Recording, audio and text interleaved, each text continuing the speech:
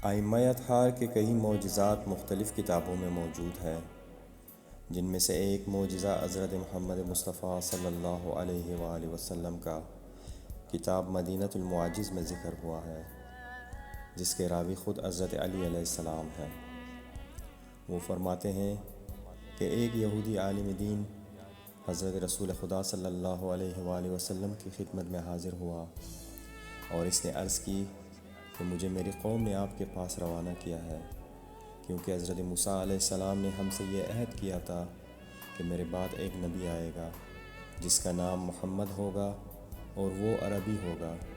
جب وہ اعلان نبوت کرے تو تم ان کے پاس جانا اور ان سے کہنا کہ اگر وہ تمہارے لیے پہاڑ سے اونٹنیاں برآمد کریں جن کے بال سرخ اور آنکھیں سیاہ ہوں، اگر وہ تمہارے کہنے پر یہ اونٹنیاں برآمد کر دے تو تم ان پر سلام کرنا اور ان کی نبوت پر ایمان لانا اور اس نور پر بھی ایمان لانا جو اس کے ساتھ نازل کیا گیا ہے۔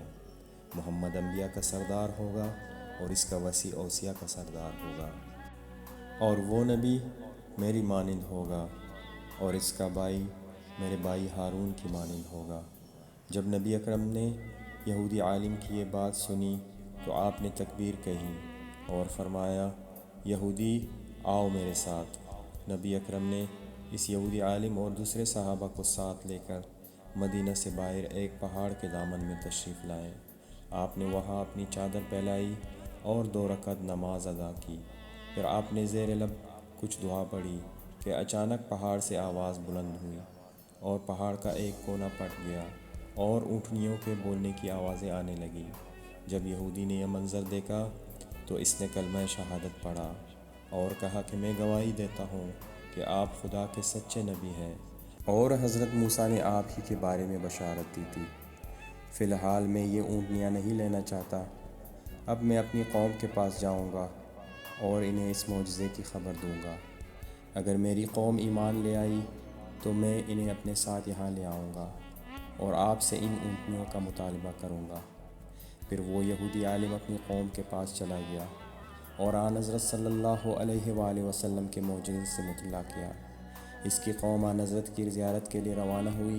پھر کچھ دنوں کے بعد وہ عالم دین اپنی قوم کے افراد کو لے کر مدینہ آئے۔ جب وہ مدینہ پہنچا تو یہاں کی فضا سوگوار تھی، کیونکہ چند روز قبل آن حضرت کی وفات ہو چکی تھی اور ابو بکر مسند خلافت پر بیٹھے تھے۔ وہ شخص اپنی قوم کو لے کر ابو بکر کے پاس گیا اور ان سے کہا کہ آپ رسول کے جانشین ہیں۔ ابو بکر نے کہا، جی ہاں، میں آن حضرت کا جانشین ہوں۔ پھر اس نے کہا کہ اگر آپ رسول اکرم کے جانشین ہیں تو آپ ہم سے ان کا وعدہ پورا کریں۔ ابو بکر نے کہا، رسول خدا نے تم سے کیا وعدہ کیا تھا؟ اس نے کہا کہ تم کیسے جانشین ہو کہ تمہیں آن حضرت کے وعدے کا علم ہی نہیں ہے، اور جب تمہاری یہ حالت ہے تم پھر آن حضرت کے منصب پر براجمان کیوں ہوئے ہو؟ یہ سن کر حضرت ابو بکر پریشان ہو گئے اور انہیں کوئی جواب سجا ہی نہ دیا۔ اتنے میں ایک شخص نے اٹھ کر کہا کہ میرے ساتھ چلو، میں تمہیں رسول خدا کے حقیقی جانشین کے دروازے پر لے جاتا ہوں۔ وہ مسلمان انہیں اپنے ساتھ لیتے ہوئے حضرت علی کے دروازے پر لے آیا اور اس نے آپ کے دروازے پر دستک دی۔ حضرت علی علیہ السلام نے دروازہ کھولا اور آپ وفات رسول کی وجہ سے سخت غمگین تھے۔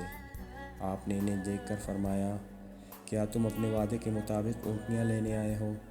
انہوں نے کہا، جی ہاں۔ آپ انہیں لے کر اسی پہاڑ کے دامن میں تشریف لائے جہاں رسول خدا تشریف لے گئے تھے۔ جب آپ وہاں پہنچے تو آپ نے ٹھنڈی سانس لی اور کہا، میرے ماں باپ اس ذات پر قربان ہوں جو کچھ عرصہ قبل یہاں تشریف لائے تھے۔ پھر آپ نے وہاں 2 رکعت نماز پڑھی۔ آپ نے جیسے ہی نماز ادا کی تو پہاڑ پھٹ گیا اور اس میں سے وہی اونٹنیاں برآمد ہوئیں۔